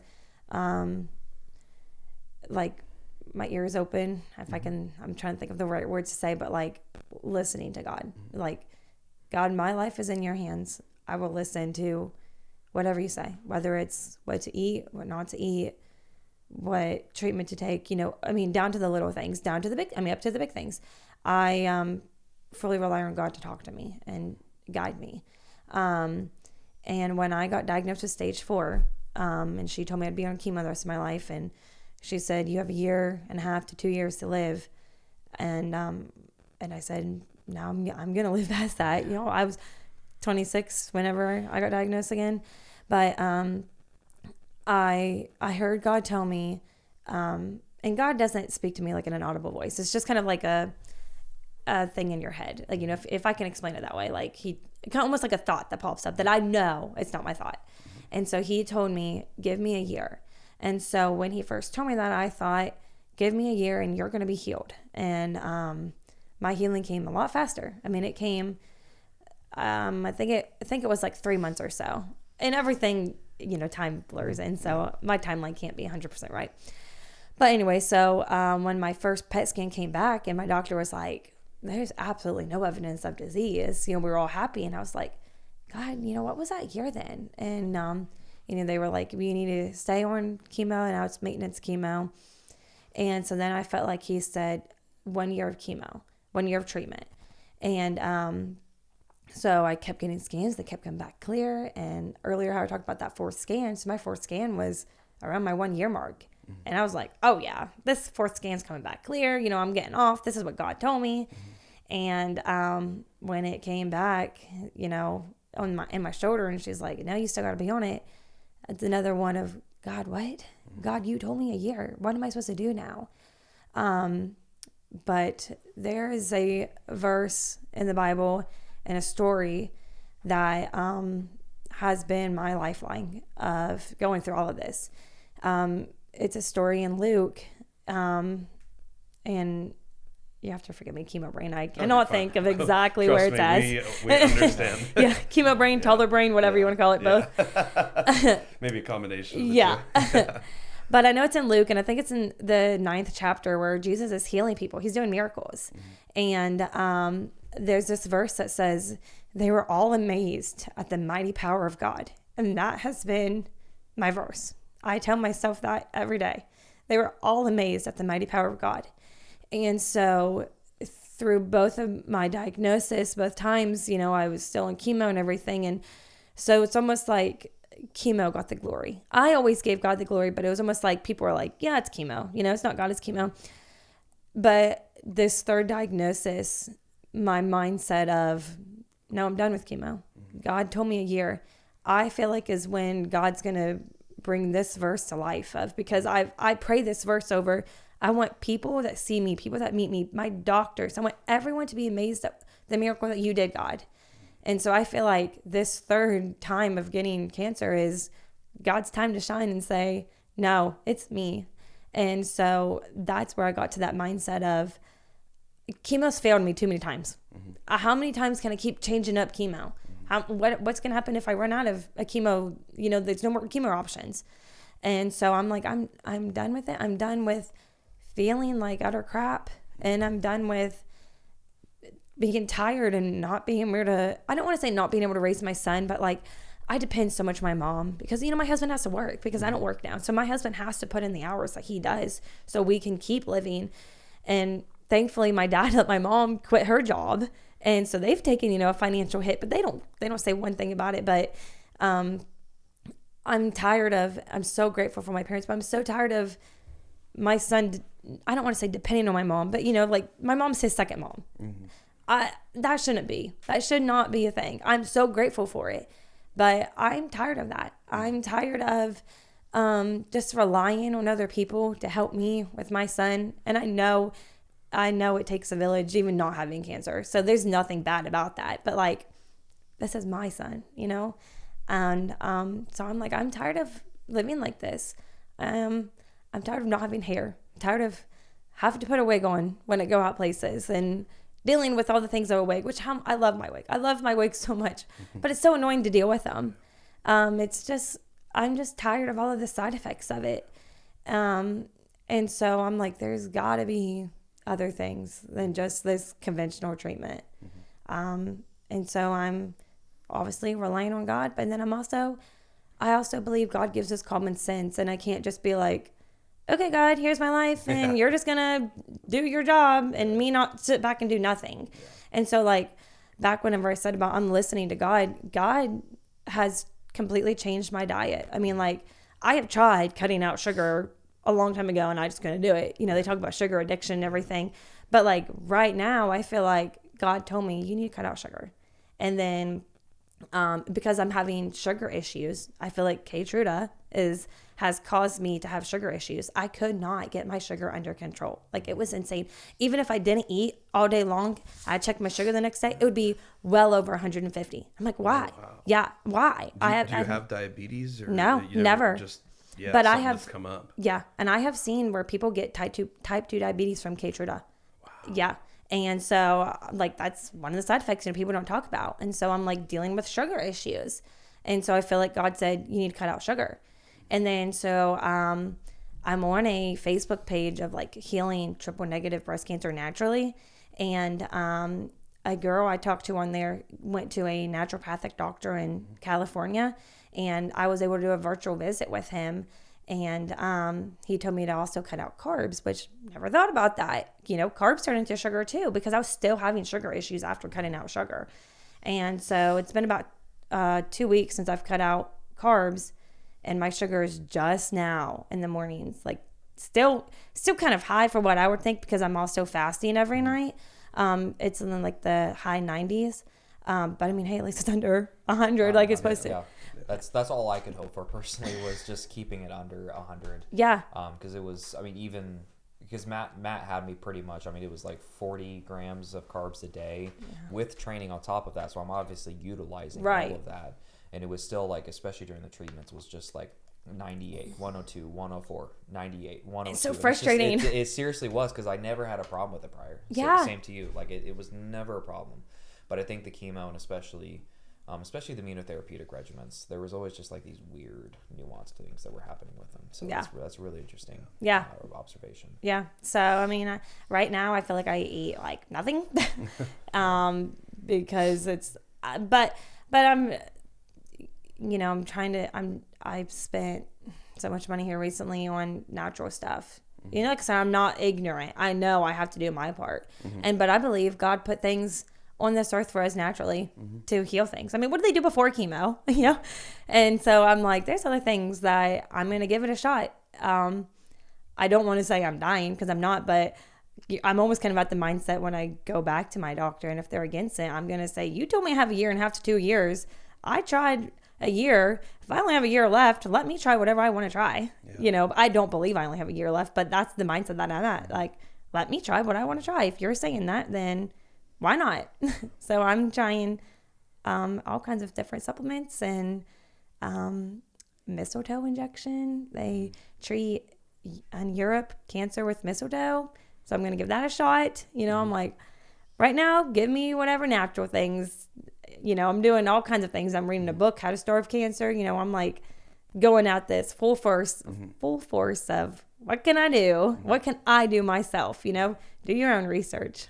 And that has to be empowering in a sense to be able to take control of that narrative fully, and just understand that, like, I'm going to, rather than just be at the mercy of, you know, what the major medical recommendations might be, I'm going to find ways that I can take control over this disease myself. Yeah. And I think ultimately, like, because people get, I'm sure you've seen some of the worst side of this as well, people get very angry when you you know, don't want to just go along with the whatever the system defines as this is what you have to do, you know? People get very upset about that, but at the end of the day, it's your life, right? You get to decide how you live it. Yeah. And you have to go with that relationship with God that you've built. You have to trust in that. You have to trust in yourself. You have to trust in understanding your body and who you are. And you have to do the thing that's going to give you what is most important to you in life. Yeah. You know, and it can get to a point where chemo strips away so much of your humanity that you feel like you're not even experiencing life, even though you're alive. Right. Like we all know it can get to that point. So there is this balance between fighting the disease and still living the life you have. And especially when you have a child of this age, like, you want to be able to be his mom. You want to be able to actually live for him with whatever time you've got left. Yeah. You know, 80 years, 60 years, whatever it is. Yeah.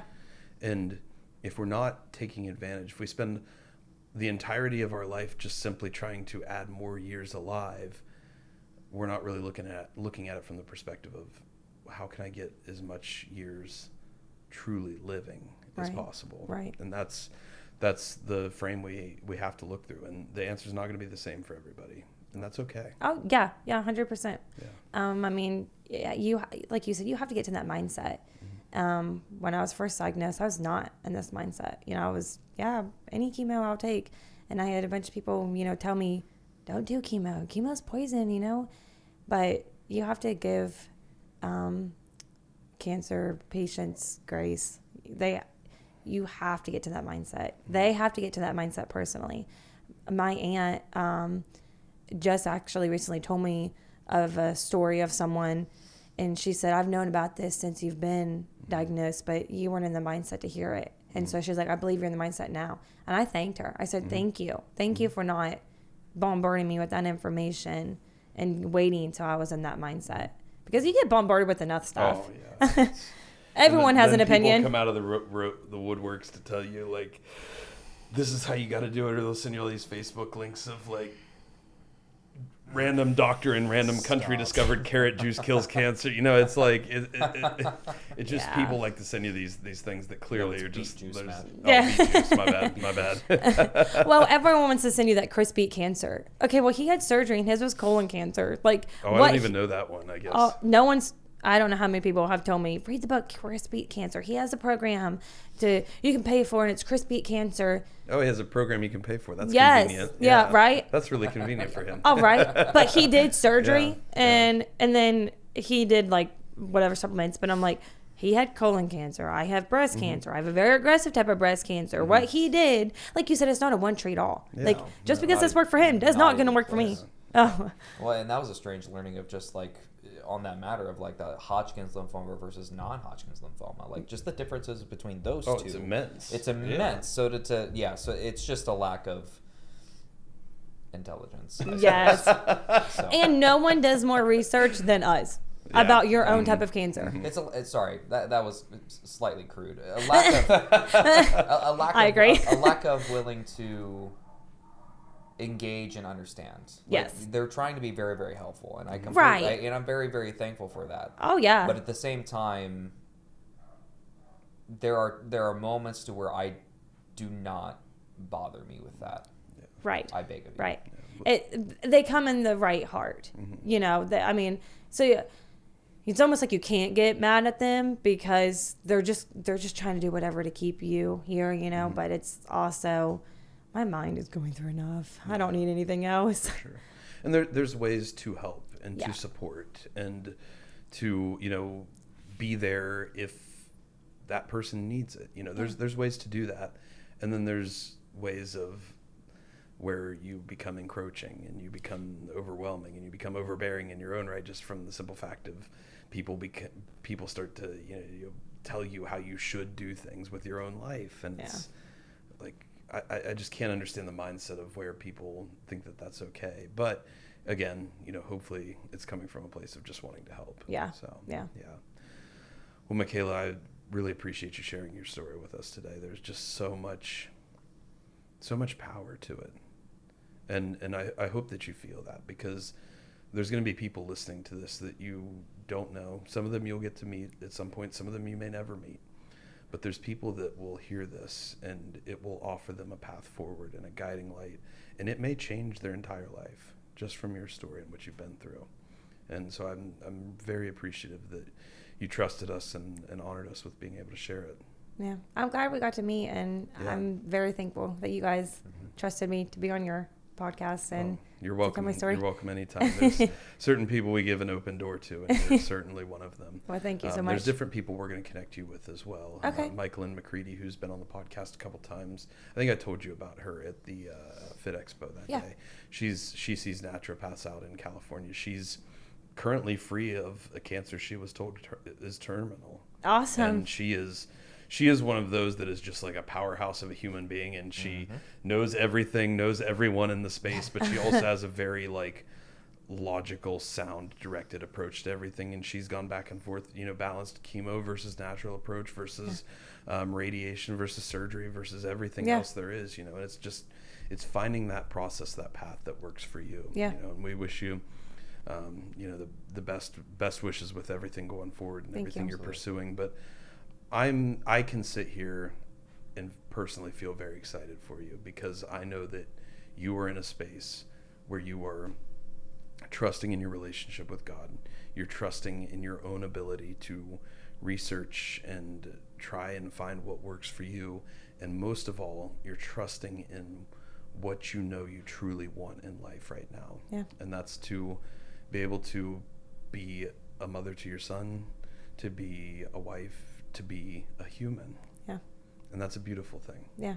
So there's one final thing I have that I'd like to ask before we close here. And I want to ask it because I think we talked about that piece of having that purpose, that why, that thing that, schedule that trip 2 years from now, because it gives you something to live for. Obviously your son, since day one of this journey, has been a very big part of that purpose, a very big part of that thing to live for. And even though he's 2 years old and he understands quite a lot of what you say, he may not, understand everything, you tell him in like, especially at a deep capacity at this point. But if you could give a message right now to your son, whether he listens to this 2 weeks from now or 2 years from now or 2 decades from now, what would be that one thing you would want him to know from you? Ready to make me cry? It's tough. Yeah. But there's a lot of power in that. Yeah. I guess I would tell him to never lose hope in God. God can literally do the most impossible thing. So that whatever you go through in life, trust God. Yeah. Trust Him. Give your life to Him, Heaven is the best thing. That's the ultimate goal in life. When no matter who you are, heaven is the goal. And so be a good human, be nice to people, and make sure you get to heaven. Yeah. So. And someday he'll hear that probably multiple times. And, I'm gonna force it in him every day. Yeah, it will guide him. It will guide him for sure. Yep. Well, thank you, Mikayla, for being here. Thanks for your honoring us with your story. Thank you to your father for coming out and for being the one to come up and chat with us and introduce us to you, because these are the stories we live for. These are the stories that's the greatest honor of our life to get to tell, because we know how much this helps people. Yeah. And we were both in positions when we were battling through cancer where we didn't always have a lot of people in our life to look to, of like, oh, this is the path, this is the answer, this is exactly what I need right now. And so anytime we can offer that to people, who are battling today with whether it's cancer or some other, what we would call impossible challenge in life, that's why we do everything we do. So thank you for being a part of that. Thank you for having me. Awesome, brother. Seriously, Anything else you have? Thank you. Yeah. Thank you, guys. All right, guys. Well, you know the rule. The only thing we ever ask for, we don't stop to run ads on this platform, because we're never gonna interrupt these stories of immense power and potential and impact to run some kind of advertisement. So if there's something you got out of today's episode, which we absolutely know you did, if you could copy that link to the video or the audio or whatever platform you're listening on, and share it with as many people as you know whom you believe it would impact, because that's how we spread this word. That's how we spread this story. That's how we help influence, inspire, and drive others to build this level of potential within their own life and their own challenges that they're fighting. Because at Impossible Performance, we are striving to build a global culture of strength, fostering a spirit of growth in constant pursuit of the impossible. Thank you guys for listening. Thank you, Mikayla. And as always, be impossible.